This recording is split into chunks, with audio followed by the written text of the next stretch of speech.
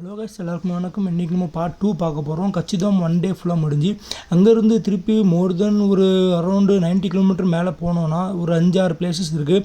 அது நம்ம நீம் கரோலி பாபாவோட ஆசிரம் தான். இங்கே நீங்கள் பார்த்தீங்கன்னா நம்ம சுவாமி விவேகானந்தா கூட இங்கே வந்திருக்காங்க, எஸ்பெஷல் ஃபார் மெடிடேஷன். அண்ட் இங்கே வந்து நீங்கள் பார்த்தீங்கன்னா ரிவர் சைடு லேக்கு, நம்ம மெடிடேஷன் பண்ணதுக்கு பீஸ்ஃபுல்லான இடம், ஃப்ளவர்ஸ் எல்லாம் கொஞ்சம் யூனிக்காக இருக்கும். வந்ததுனாலே கொஞ்சம் திருப்தியாக, கொஞ்சம் ஃபீலிங் டிஃப்ரெண்ட்டாக இருக்கும். நீங்கள் பார்க்கலாம் வீடியோவில் எப்படி என்ன இது இருக்குன்னு.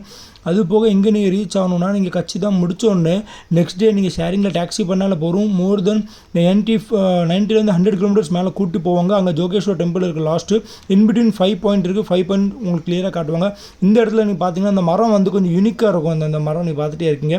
மேலேருந்து கீழே வர அந்த டெயில் போகும். இந்த கீழே டெயில் எங்கே டச் ஆகுதோ மேலேருந்து திருப்பி மரம் வரும். இந்த ஃபிஷ்ஷிங்ஸ்லாம் பார்த்தீங்கன்னா நீங்கள் எதுனாலும் கொடுக்கலாம். நீங்கள் பொறி கொடுக்கலாம், பிஸ்கெட் கொடுக்கலாம்.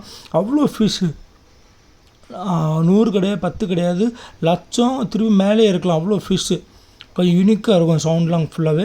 நீங்கள் சுவாமி விவேகானந்தா கூட வந்திருக்காங்க. இதில் எழுதி போட்டிருக்கு இந்த டேட்டு, இந்த டைம், எந்த பர்பஸ்க்கு வந்தாங்க.